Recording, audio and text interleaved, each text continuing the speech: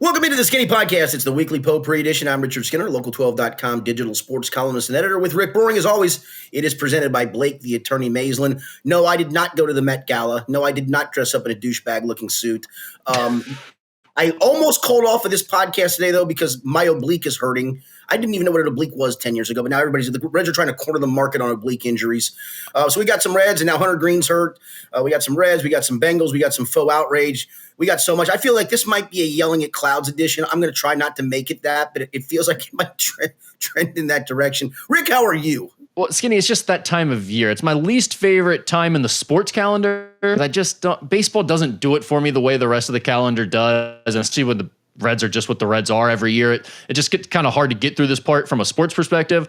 But now that I'm a dad, I find I don't mind it as much because it gives you time to do some other things along the way. Well, I will say what's got me through a little bit is and I'm not an NBA fan of the season. I just don't watch. I don't have time to watch. I don't care to watch. Boy, the playoffs have been fascinating, though. They've been awesome. That's been kind of the thing to lean on. It's not local for us in terms of this podcast, but from a sports perspective, that's really all we've got right now to lean on. Let's start with the Bengals, though, and the topic of the week, which I'm sure is going to go well here on this podcast. Joe Burrow missed the start of the Bengals' voluntary workouts this week as they moved into phase 2 of their offseason program because he was out gallivanting in Miami and New York and at the Met Gala with his alleged girlfriend, Olivia Ponton, and attending the whatever other fashion stuff that he does in his goofy outfits. He showed up at workouts on Wednesday, but that's after the city had started talking about him being absent. Does it matter if Joe is at voluntary workouts or not?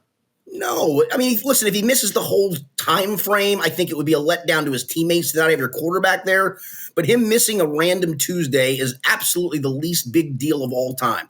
I had someone say this to me in the locker room Tuesday. And listen, we all knew he wasn't going to be there. He was at the Met Gala and he was not going to be there. It was one of the least shocking things ever. So for anybody who said that they were shocked by it, you're insane. I had someone say this to me. If anybody knows this playbook, it's Joe Burrow, because you know whose playbook it is?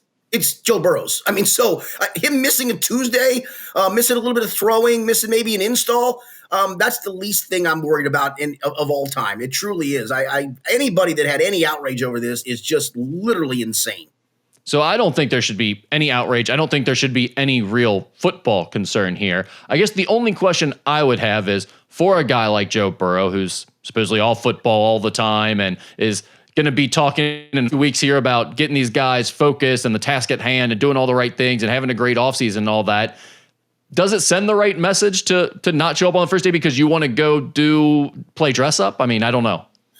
I mean, again, it's a voluntary thing. Is it a big deal? Trey Hendrickson's not there. Yeah, I think his situation's a bit different though, trying to fight for a new contract versus I want to go play dress up in New York with my girlfriend. Again, I mean, if anybody's going to catch up on the install portion of the program, it'll be Joe Burrow. I don't. It's not catching up. Like obviously he knows what he needs to do. I know what you're saying. I get that part of it, but I have a hard time being outraged. Now I'm more outraged by him getting douchier and douchier by the day. I guess. I mean that outfit, my lord. But again, I just don't find it a big deal from a football perspective. I wish I could. I wish I could muster up that anger and passion that the quarterback missed the first day. It's just not. I mean, honestly. Come July, this will be so totally forgotten that it's not even close. It'll be it's forgotten by me yesterday. Yeah, I don't think it matters, and I certainly don't care. I'm not outraged at all. I do find it slightly interesting, just like a little bit interesting to me, that given the things that Joe Burrow has said, given the things that have been said about the Bengals offseason the last few years, and then him having normal off seasons, all that type of stuff, I'm just a little bit surprised by the fact that he would be okay with that being like, that's going to be a big deal if you don't show up to the first voluntary workout. Not that it matters, not that it should be, not that you shouldn't be allowed to have other interests outside of football. It just doesn't seem like it quite jives with who he is and the way he wants to be portrayed as this very serious leader of the football team and quarterback. And it's like, well, I mean, you made that choice and you knew it was going to be a headline if you went out in a suit and went to the Met Gala instead of being at voluntary workout. So I don't care. I don't think it matters, but I do think it's somewhat of an interesting decision by a guy like Joe Burrow. Yeah, I mean, he is all football. There's no, he's made that a point of, that he's, but again, for a random, these practices are literally just installing stuff and doing stuff on air. I mean, if anybody thinks there's like real football going on, you got another thing coming. Yeah, it's definitely not like he this is actually going to affect him or impact the season in any way. I don't want it to be portrayed as I think that at all. It's just honestly, a curious decision. I didn't realize until I was driving to do a couple of high school baseball games at UC, and I was listening to our friend Mo Egger. I honestly didn't even know people were outraged at this. I didn't even consider it a big deal. Till I listened to him doing a segment about people being outraged. I'm like, wait a minute, what? They're out over what? Well, and I do think this is another part of the timeline we are in the sports calendar, right? Like maybe, Mo and other us media members, we have to talk about something. And so he wasn't outraged. I think he was actually flabbergasted by that. I just didn't even know there was even outrage. No, but that's what I'm saying here is I think sometimes we see a tweet or two, like one idiot saying something, and we're like, people are outraged about it. It needs something to talk about. So like you need to create almost a fake narrative. I don't know that there were that many people who were really worked up about Joe Burrow not being at voluntary workouts. So along those lines, to that point, we used to have an editor, not the sports editor, but the editor of the paper I worked at, the Cincinnati/Kentucky Post. And there was I can't remember, it was like a Thursday or a Friday. And one of the shifts I would work in the off season, because I was covering UK then, was to come in and we were an afternoon paper. So there was somebody that would have to come in and kind of remake the edition would get published in the morning, but then we'd have a remake of any late breaking news in the morning that would go out at noon, and somebody had to kind of oversee that, maybe change a headline, throw a story into his breaking story. So I was usually that guy on whatever this. I think it was Fridays I did this, and somebody called the editor outraged that we didn't have an Ohio State baseball score in the agate. He storms into me, pitches a fit. I said, we've never had Ohio State baseball scores. In fact, we don't put college baseball in the agate because we don't have room. Well, put it in there. This person demanded it. I'm like, you're going to react to one knucklehead's phone call? Yes. To your point, yes. That sounds very much like a newsroom right there. That is exactly how leadership usually reacts in a newsroom. Yes. One person said something on Twitter. Now we have to change everything we're doing. We're not covering the 5th grade Little League championship. No, we're not. I'm sorry, we're not. We've never covered Indiana football here, sir. Correct. Yeah. Dave Dameshek, who is apparently an NFL Network guy of some sort. I'm not familiar with his work, but he called Joe Burrow's plan to get all of his offensive players paid at the expense of the defense a, quote, poisonous formula. Now, he appears to be some type of Steelers fan media personality, so I would take anything he says with a big grain of salt about the Bengals. But that being said, I am curious on your thoughts as we're sort of talking about Joe Burrow and the way he's portrayed by the local fans. How much backlash do you think Joe Burrow will get this year if the season starts to go south and the defense still really stinks? Do you think some of this is going to come back on him for campaigning so hard to get those offensive guys paid? No, because right now they have the money. If they depending on where we're at, and from what I understand, they're not even close on the Trey stuff. But if they keep freeing up a little bit of money here, a little bit of money there, so they can still address some of the defensive needs. There are still free agent safeties out there that have NFL experience and pretty good NFL experience.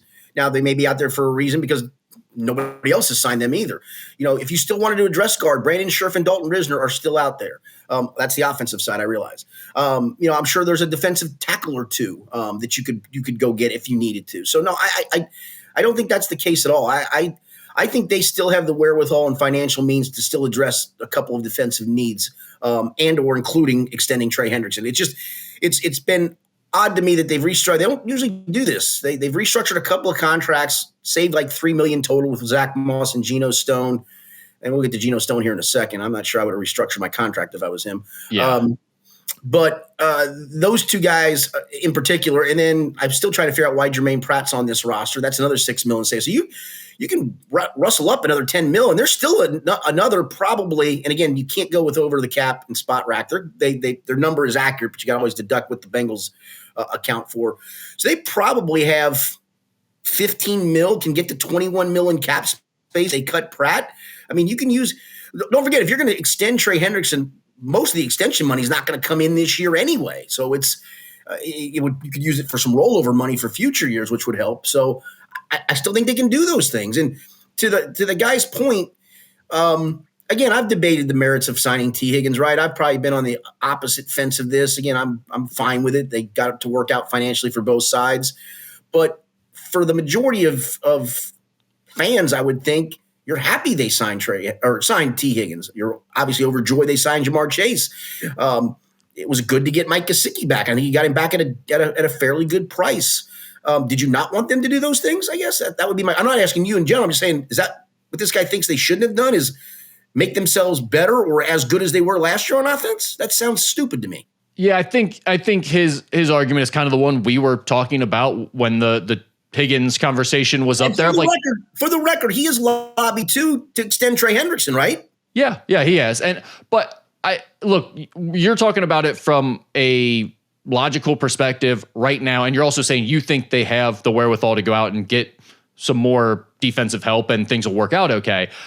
I'm more curious about, is there a point if things don't go well this year and the team is not going to make the playoffs or something, or in a position where it looks like they're not going to make the playoffs, is there, whether it's national media or some of the fan base that starts to splinter and point back at Joe like, well, he's the one who asked for all of this and still not working out for him. Like, is there a point where, because everyone's so positive about Joe Burrow right now, whether it's nationally or the local fans, everyone, like, he can do no wrong. Is there a point where this turns on him at any point from a narrative? No, I think it turns more towards the front office if it goes sour, that you guys thought that Al Golden was going to fix everything. And boy, maybe it wasn't Lou Anarumo's fault. It's your all's fault for what you've gotten together, player-wise on that side of the ball. I think that's where the finger of blame will eventually go if things turn south. Unless Joe Burrow just has a suck-ass year, and I don't believe that's even remotely possible. Yeah, I think that's right. I think that's how it'll unfold as well. And I think that's the right way to look at it too. There's a part of me that's a little curious because this town doesn't love its superstars much. I mean, we've been really positive with Joe Burrow so far, and he's been really good. He deserves it. But I feel like there's still the potential for the other shoe to drop here with a superstar in Cincinnati. We really like to turn on our own here. And if we have another season where the Bengals they miss the playoffs for 3 straight years with Joe Burrow as their quarterback, I do wonder if at some point people start to turn on him a little bit. No, I think this is all the pressure in the world is on the defensive coaching staff. And that's Zach Taylor. And Zach Taylor, yes. Yeah. I do want to go back to Geno Stone for a second. Yeah, you hit on like literally all of my topics right there, that answer. So any of the things that you just talked about, we can go into here. So Geno Stone restructures his deal. And from the outside perspective, it's, well, yeah, he should have. He stunk. But here's the thing as we sit here today, and again, I'm not here to tell you the Bengals don't go sign a veteran free agent. Can you explain a little bit? Like, they basically gave him $1.5 million less to save some cap space, right? Yeah, correct. And he sounded more than okay to do it, that, if we can use this money to keep Trey, and maybe that's the direction it's going. But right now, from a leverage standpoint, while Geno Stone was not good last year, and Jordan Battle got better as the year went along. But again, if you want to just do PFF grades, they tied for the 136th ranked safeties. They both had the same grade out of 171. That's the best you've got on the roster at the moment. Behind them, I mentioned this last week, Tyson Anderson's never played a defensive snap. Dejon Anthony's played 11 defensive snaps. If Geno Stone had balked at this, what do you think they were going to do to you, guys? They weren't going to cut you. That's what I was wondering. It's not like they could have gone to him and said, hey, it's either take this or you're gone, right? Because they didn't do anything to address that position at all. Is there maybe some other veteran out there that are like, look, we feel like you're basically the same as this guy. We'll just go out and pay him less. But I think they still need to do that in addition to keeping Geno Stone. They need the competition in depth. Yeah, it's kind of a weird decision by I guess a really unselfish one if you want to look at it from a best case scenario and give him the benefit of the doubt, but it is a strange business decision. It is. The Zach Moss one I get. You kind of got knocked down the pecking order. You're coming off an injury. You're just happy to keep the roster spot. That one I understand. In fact, when I wrote stuff, in the offseason, early in the offseason about some moves were going to be made, I thought it was probably a foregone conclusion. They were going to sign a free agent running back and cut Zach Moss. In fact, I think we talked about this on one of the podcasts earlier when the Athletic put out their Bengals spreadsheet of moves you can make, and it's fictitious, obviously, but I think it's a fun exercise. I always cut Zach Moss and sign Samaje Perine. So when they signed Samaje Perine, I'm like, oh, well, that signals the end of Zach Moss, and yet here he is. Then I get the Geno Stone one. I don't, unless they, to your point, they threatened him and said, hey, we're going to sign another veteran safety, and he may beat you out, and if he beats you out, we may whack you. So take the pay cut. We'll keep you around. We're probably still going to sign the veteran safety. I'm still confounded that we sit here today and they have not addressed that position. I'm surprised by that. I'd also love to know what the actual conversation was. What did they pitch Geno Stone to get him to say yes to this? Because it doesn't really make sense to me. You mentioned Germaine Pratt multiple times. What's the deal here with Germaine Pratt? He's still on the team. He's not at voluntary workouts. what should we read into there? That they're just kind of figuring things out and then he'll be cut sooner than later? Yeah, I mean, they don't have to wait for post-June 1 to make him a post-June 1 designation because they've not used that on anybody yet. You can use it on a couple guys. I don't think that's what they're waiting for. Maybe they are. Maybe they're waiting for the post-June 1. Maybe they still have been floating around some trade opportunities to maybe gobble up a 7th round or 6th round pick. I think that ship has probably sailed by now. Is it possible they're just waiting until they figure, like, they get the Hendrickson, they're trying to agree to a Hendrickson deal and make sure they have everything else in place before they get rid of Pratt, because maybe they feel like if we don't get all these other things, we'll just keep him as an extra linebacker? I don't think they will. I just don't. I mean, I don't see it. I mean, the fact he's not at the voluntary stuff shows that I think he's checked out. And I'm not blaming him for that. I wouldn't come to this either. I mean, everything's on the wall for him. That's all he's heard is he's getting cut. I think they've made it clear he's not in their plans. They drafted 2 linebackers and signed one for a reason. You're not in our plans. And listen, I get it. This can be an ugly business, but there's the other part of me. I mean, listen, you can think what you want of Germaine Pratt as a player this past year, and it wasn't very good, but he was a serviceable linebacker, was a starting Super Bowl linebacker, gave you some good years. It looks like Father Time caught him quickly where he lost a step or two. But wouldn't you maybe do the guy a solid, just whack him and let him go find another team? Yeah, that's the other part. It does seem like it's really hurting him to be hanging on to him this long, but I'm sure that's not the Bengals' biggest concern right now. It's just a weird situation. It is. And listen, I'll get back to the safety thing for a second too. Back in February, we talked to a bunch of the assistant coaches at the combine, and they're pretty good long conversations, and we get a lot out of it, I think. And talking to Al Golden, he talked about how important he thought OTAs were for him to install his scheme, get guys up to speed that he wanted. And this is kind of correlating to trying to get off to a fast start, which they haven't gotten off to, that he wants to do everything he can to get his group ready when training camp comes, to be ready to hit the ground running then, and then evolve that into the season. If you're going to bring a veteran safety in June or July, you've wasted all these OTAs with that guy too. Yeah, that's strange in itself right there. What is going on with this? I don't know. The defensive situation is a bit befuddling. Go ahead. It does feel like they're trying to get their ducks in a row to extend Trey. That's what it feels like. That's the only thing I can lean into. But even then, you just laid out multiple points of why there's nothing they really have to wait for there as far as Germaine Pratt. But I assume that has to be somewhat related to this. And that brings up another point I wanted to ask you about. Diana Rossini of The Athletic said on a podcast that a deal could still get done between Hendrickson and the Bengals. Her quote was, "I did a little digging on it, and I'm getting really good vibes coming out of Cincy that they're going to try to get a deal done with Trey." This feels very much to me like a few months ago when we were in that, like, people were reporting the Bengals really want to try to sign T. Higgins and Jamar Chase. It's like, okay, I'm not saying it's not going to get done, right, but is this an actual report with any information, or is this just another person saying, like, this is what the Bengals would like to do still?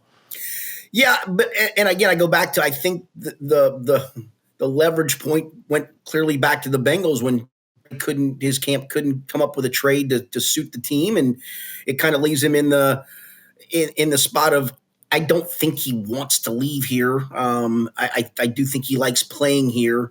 That the leverage kind of swung from where he was asking to what the Bengals are offering, and maybe that's where this deal eventually gets done. Everybody's favorite Bengals beat writer, Jay Morrison, wrote something about the Bengals' strength of schedule for the upcoming season. And he first took a look at the team's strength of schedule rankings based on last year's winning percentage, and then looked at them according to this year's projections based on betting win totals from Vegas.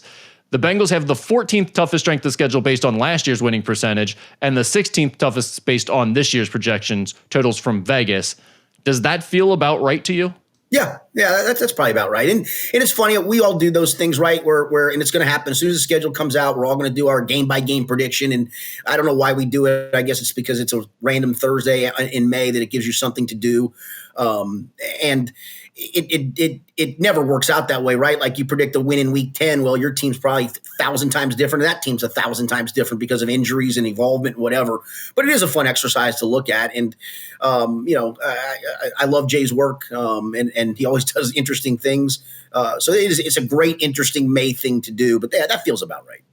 Yeah, and I think if that's if you're a Bengals fan, that's what last year we talked a lot about the schedule going into the season, that they had a chance to do well. This year, I mean, it's not one of the easiest schedules in the NFL, but it's middle of the pack. If you've got a Joe Burrow and an offense like you're supposed to have, I mean, I think you feel pretty good about the way the schedule sets up again. Yeah, I mean, the fact you are playing the NFC North, though, right? I mean, the Bears are probably going to be a lot better. The Packers are a playoff team. The Vikings are a playoff team. The Lions are arguably one of the 2 or 3 best teams in the NFL. I mean, that alone is pretty tough. Yeah, true. I mean, I guess the bigger hope there is that the AFC North is a little down this year with the Steelers looking like a mess and the Browns being whatever the Browns are going to be. The Browns just keep out-Brownsing themselves. There's no question about it. All right. Anything else here on the Bengals that you wanted to get to, Skinny? No. The Joe Burrow outrage cracks me up. That's all. Yeah. All right, let's move on to the Reds. They're 3-4 since we last spoke. They're currently tied with the Cardinals and the Brewers for second in the National League Central at 19-19, 3 games back of the Cubs. And the injuries are now mounting once again. We had Austin Hayes down with an injury, then Noelvi Marte went down. Then the big blow came on Wednesday when Hunter Green injured his groin and had to leave. Of course, you also had Tyler Callahan breaking his forearm trying to catch a ball down the left field line. It was a nasty situation. Tough stretch here for the Cubs, or for the club, Skinny. How much? I guess the first thing is the Hunter Green situation. If this is more than a couple weeks, do you think they can survive that and hang around? I mean, they haven't exactly knocked out of the ballpark with him, have they? I mean, that's a great question. Maybe it's Rhett Lauder time. I guess you cross your fingers that it was just a in the moment twinge. Yeah, that maybe he missed the start. Maybe you bring Chase Petty. Chase Petty actually, after he got bombed, he went back down to the minors. I think he threw 6 or 7 no-hit innings and struck out 8 or 9 the other night. Maybe give him another crack at it to just, again, be cautious with this. But I got to be honest with you. When was the first time you ever heard about an oblique injury? Seriously. Do you remember? Was it Johnny Cueto? Did he have was that an oblique thing? Nah, there's no way he had maybe he did. He had too much fat to pull an oblique. But well, he kept, remember, because he twisted? Yeah. He did that twist his motion. He had to stop doing it. It was either like an oblique or like a abdomen issue or something. I remember something in his side, I think, was messed up. But yeah, obliques scare me though, Skinny, because 1, I don't really know what it is. And 2, it seems like it's like a real nagging thing. They just never go away once you have it. Why did nobody have those 20 years ago? I mean, I'm serious about that. What, did we just not hear about it, know about it, understand it? Did we just think it was a pulled rib cage muscle or something? I honestly, I don't know. It feels like the Reds have cornered the market on obliques. I think it's one of those things where they've changed. Like they used to just say like he pulled something or like he sprained his back or something. I don't know. And now it's like you have an oblique issue. I don't know. I honestly, there's a part of me that honestly believes this. I think these guys are so damn jacked up that they're like a rubber band that any extra tension on it pop. The fat guys had more movement and give to their structures, right? I mean, these guys that are wound too tight, they're just. I like one of my favorite quotes of all baseball is when some female fan heckled John Kruk for being fat. She goes, "You're not an athlete." He goes, "No, ma'am, I'm not an athlete. I'm a baseball player." And you can't pull fat. Can't pull fat. Exactly. Yeah. I don't know, man. It's just strange. And the Marte one is one. Is this just a brief thing, or is this like Matt McClain last year, where now he's going to miss the rest of the year or a big chunk of the year, right? Nobody knows. And that's the thing that I hate about obliques. It seems like the most ambiguous injury where they constantly keep going, well, he's going to give it a try. He's going to try to work through it. He's going to get back to baseball activities again in a couple weeks. And then like that happens. And he had a setback. And then he's out for like 2 more months. It's just like a nebulous injury that never has a clear timeline. It doesn't seem like. I mean, Christian Encarnacion Strand, initially the timeline for him was late April return. And now he's just had another epidural in his back. And you wonder, when's he ever going to get back to this? Is he ever going to get back to being any good? You wrote a column this week for local12.com that I thought was pretty good. It's titled Reds Future in Question as Potential Falls Short and Bona Fides Remain Elusive. And it was kind of about this group of young stars that we've talked about for the last 3 seasons. Everyone's been building up the Reds' chances and the Reds' hopes around that they have this young core of Ellie, Hunter Green, Nick Lodolo, Noelvi Marte, Matt McClain, CS. Yes. All these guys, and now we're getting here into the third year of this core group being the young restart of this organization, and it feels like it's starting to fall apart. I thought you laid that out pretty well in your column. I appreciate that. And I don't know why it struck me to do it, Dan, because I hate to be knee jerk with young players, right? Like, is this a big enough sample size? And I'm starting to think that it is to some degree, right? I mean, go back to the end of that 23 season when all those guys came up and they all had an impact, even Noelle Marte, right? I mean, they all had some level of impact. And so you expect, and I know the old sophomore slump, well, unfortunately, McLean got hurt. CES played hurt. But Marte was on steroids. Yeah, correct. But they haven't exactly progressed this year. In fact, Matt McLean, I don't know what to make of him at the moment. Do you? I just don't. It's really concerning because that was the one we kept thinking, oh, he's just a baseball player. Like when he's right, when he's healthy, he'll be fine. He always looks fine. And all of a sudden now he doesn't look fine, Skinny. He looks like another one of these guys that are just kind of, he has his moments, but none of these guys seem like they're blossoming into a true superstar. And I think you even laid that out with Ellie. He really hasn't become that bona fide superstar, top of your organization guy that can lead you. I mean, he's in the mid to high 700s for career OPS, which is pretty good. Again, and I want it to be clear, and I think I made it clear in the piece. I'm not here to tell you Ellie sucks. That would be stupid. But super talented, super fun. He does such spectacular things that I think you expect more, and maybe now that he's in his third year, rightfully so more. I mean, you see him hit these long home runs at times, right? He's hit 3 career home runs over 450 feet.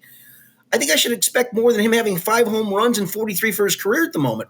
I mean, it feels like at the moment I can say he's a good player who does spectacular things at times, but I can't even come close to put him in the superstar category yet. I think he should be trending in that direction at this point, shouldn't he?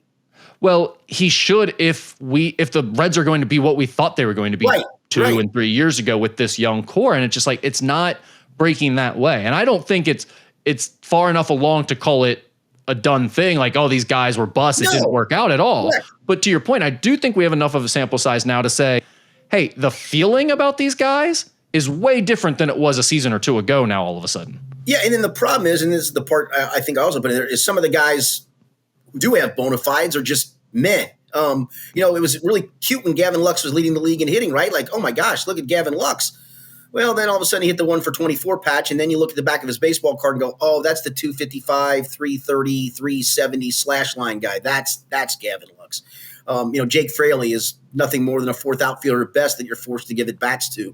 TJ Friedel's up and down. I mean, TJ Friedel's probably going to be a 700 OPS guy, which is okay. It's just so even the guys with the bona fides, the key to this whole restructure was going to be to that point of Ellie De La Cruz isn't just going to be good. He's going to be a megastar. Matt McLean is going to be an all-star. CES is going to be a 30 home run guy. Noelle Marte is going to be a 285, 290 hitter with 18 to 22 home run power. Now, I will say the pitching is optimistic because Hunter Green is certainly panning out. Lodolo and Andrew Abbott, when they're healthy, are panning out. Those things are good. So it's not all doom and gloom, but to the core of this group that you were counting, and I think that's what the Reds were counting on too, right? That, okay, we've got potential superstars or at least all-star caliber players among our young guys. We'll figure out how to fill in around them. Well, you fill in around them with meh, and I get it. They're not willing to pay for established talent, and maybe we just have to swallow hard and live with that, and this is the way it's always going to be. But to this moment, I don't see a light at the end of the tunnel, to be honest with you. I think it's probably part of the fan condition to just assume that, or just think that a guy has a good year and that's kind of his baseline now. He's going to get better than his best year all the time or his best stretch.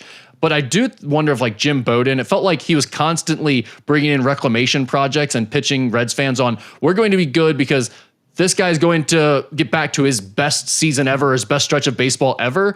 It feels like Reds fans have PTSD. Like we just say that about like Gavin Lux, as you pointed out, was never a good offensive player, but he has a couple of good weeks, and everyone's like, well, the Reds are a better offense than we think. Look at Gavin Lux is having a good year. He's going to he's not going to continue doing that. He had a good couple of weeks. He's never been a strong hitter, a middle of your lineup type of guy, and yet people are starting to pencil him in there for the Reds this year because he had a couple of good weeks.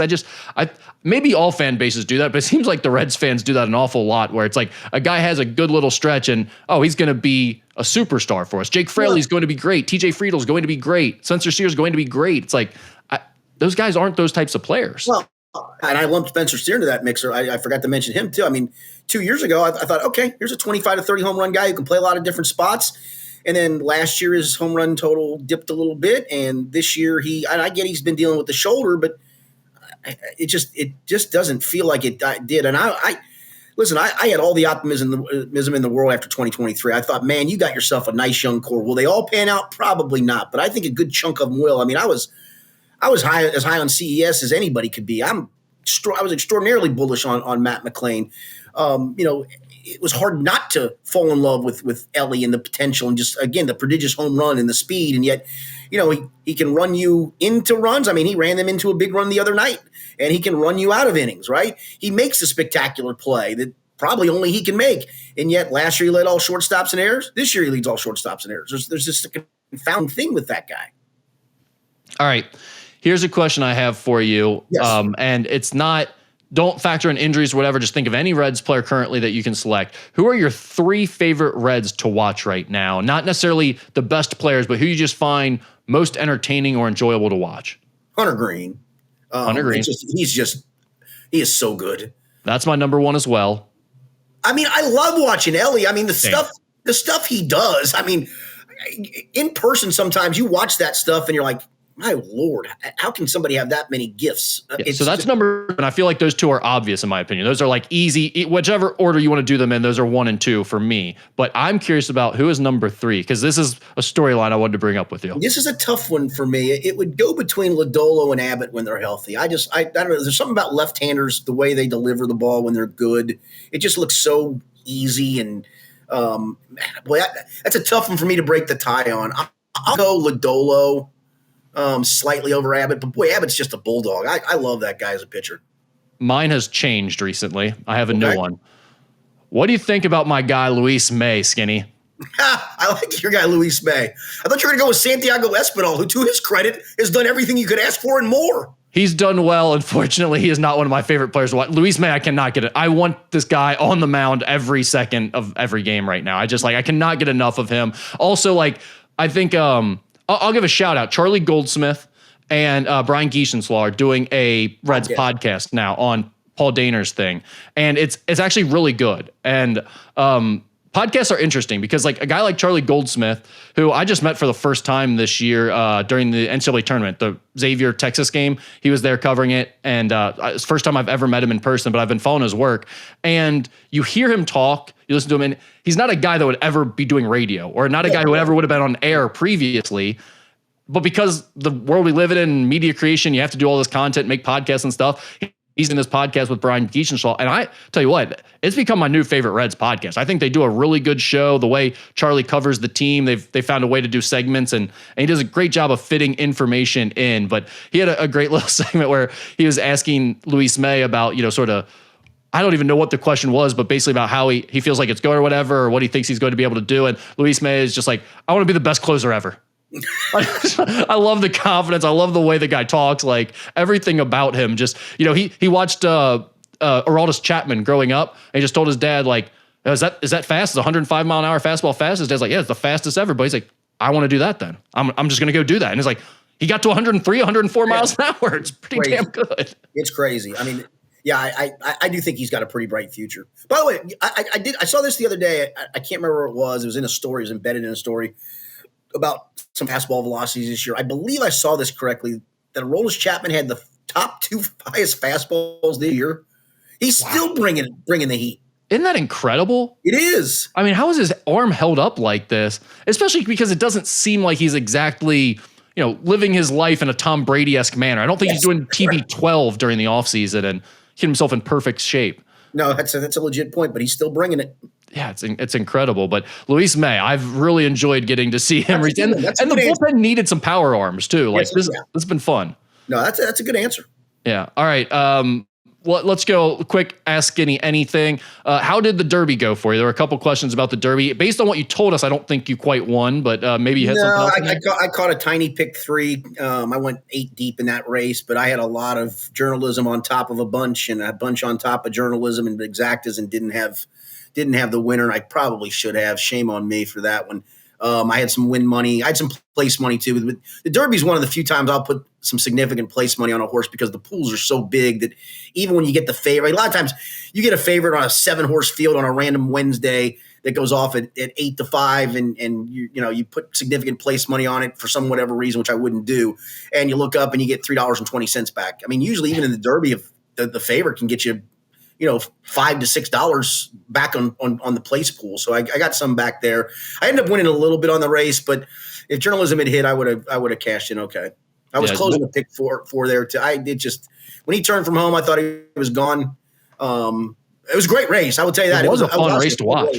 My goddaughter, her son had his first birthday party, so we were over at their house for a cookout, and we all sat around and watched the race. And it was fun to watch it with a group too, because it was a great race for sure. Yeah, that was going to be my next question: is what did you do for it? Because it was a fun one to watch, and the Baffert horse leading that whole way early felt interesting, because anytime a Baffert horse is involved, I'm just like, oh, here we go again, Well, but that horse was going. I think I was in a household with not a lot of people that know horse. I said they're going way too fast. This is going to be a cavalry charge at the end, and it kind of was. Yeah, that's what we kept saying. We kept saying he's gonna die, but it took longer than I thought. He faded hard at the end, but he was in the front of that pack for a while. Yeah, if you get to 6 furlongs in the Derby and 110-ish, you're going too fast. Yeah. In light of the kangaroo who shut down an Alabama highway, what's the craziest animal encounter Skinny has ever had? I don't know why this is always a stuff. So Knott's Berry Farm is a kind of a Disneyland-esque place in California. And as a kid, I was probably 7 or 8. My sister was 5 or 6. We went to Knott's Berry Farm, and they have one of kind of like Kings Island parks that have the trains, right? You get on the train, you ride around the park, whatever. So they had one of those things. So we're on the train, and all of a sudden it comes to a screech and halt. And all of a sudden this kid just yells out, "Move, you stupid rooster." Somehow there was a rooster that just parked himself on the track and wasn't going to move. We still do. Every once in a while, something will pop up. I'll just go, "Move, you stupid rooster." Well, I have a question though. I feel like this isn't the first time you've told me a story about the zoo. And every time you tell me a story about the zoo, the people at the zoo all have the same accent. They do. What is it about zoo people that sound like that? Maybe. The worst for me is I think I may have told, I am so frightened of snakes, and it could be the baby garter snake of all times, right? So this was during COVID. And one of my projects, I have lava rock, and they're hard to keep clean. So I decided I was going to clean the lava rock out. I would sit in my driveway. That is such a COVID project right there, if I've ever heard of one. It was every Saturday and Sunday. I would put the golf tournament that was being played on my phone, because golf was about one of the few sports being played, right? So I put the golf tournament on my phone, sit there and clean out the lava rocks and have a couple beers and while away my Saturday and Sunday. And so I for some reason I had to go down to the garage and grab something. And when I did, this thing lunged at me and hissed, and it was this big long snake. I'm no sure he wasn't poisonous. Dude, I ran like a little baby. And the funny part was my next door neighbor has a pool. They had all kinds of family over. So they're wondering, what's this crazy guy doing? So then my neighbor comes out with one of those little things you can sit on. What are they? Those little tubes you can sit on in the noodles? Yeah, noodle. Thank you. He came over the noodle and he starts whacking at the snake, and then the snake goes into his bushes. I went, "Oh, Dan, that's your problem now. Have a good day." I'm so frightened of snakes, man. I love the idea of you running out screaming during the family party, and your neighbors go, like the people that are at your neighbor's house going, "What's going on there?" And your neighbor's like, he's probably podcasting again. He's all right. Exactly. He does this once a week. That's probably the most weird. I do remember, for some reason, wasn't an encounter, but I remember we were, again, some vacations when I was a kid. My mother wanted to go different places. We drove through like this area that had buffalo, and you kind of had to be wary of them because they can get kind of mean. But I just remember having really close encounters, like driving around the buffalo.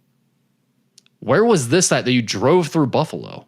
I want to say we went to Colorado, but I don't remember going to Colorado. So maybe it was Arizona. I was going to say, I thought you were in like the Kentucky petting zoo or something, driving through buffalo. No, it was actually, I think that's when, maybe it was Oklahoma. Maybe it was when we were living in Oklahoma, for goodness sake. So, because I lived there for a couple of years. Yeah, your dad went four-wheeling through Big Bone Lick State Park down there. I've done that. Not four-wheeling, but Been to the Great Big Bone Lick State Park. Who hasn't? Shout out to the Salt Lick Festival. A Kentucky woman's young son got hold of her phone and secretly placed an Amazon order for 70,000 Dum Dum lollipops, costing her $4,200. Question for you was, what would Skinny's punishment be for his kids if they did this? They'd have to eat them all within a month. And then you've got a $10,000 dentist bill that you've got to fix their teeth. That's probably true, but that would be the one for me. Fair enough. I like that. You know what? You'll never want a Dum Dum again after this. You'll be so sick of them. Yeah, that's the problem, though. I think that there you're teaching them not to eat Dum Dums, instead of stealing your credit card. I think that that's a legit point too. I mean, that would be one that would sound like to me you could cancel that order, right? Because it's on the credit card. I got it. Like, who is a Dum Dum manufacturer that's shipping 70,000 Dum Dums to a random? Like, if anyone's ordering that many Dum Dums, aren't they an organization that you've dealt with before to where you're like, you would know they order this? Like, if someone sends that order the first time, I'm probably checking with them to make sure they actually want 70,000 Dum Dums. Yeah, I don't know, man. You're probably looking at your orders and going, all right, that one gets to get filled. This one needs to be filled. That one, no. I got to know how many orders of 70,000 plus Dum Dums they ship, period. I mean, it can't be that many. That's a legit point. I mean, gosh, I wonder how many would that be in each pack too? Yeah, I don't know. Like, what do they come in a box? Do they just ship them in a giant bag to your doorstep? Also, what is that per, like, if you were to eat them all in 1 year, I'm not good at math. I'll pull up the calculator here. 70,000 divided by 12. That's almost 6,000 pops or 6,000 lollipops a day or a month, rather.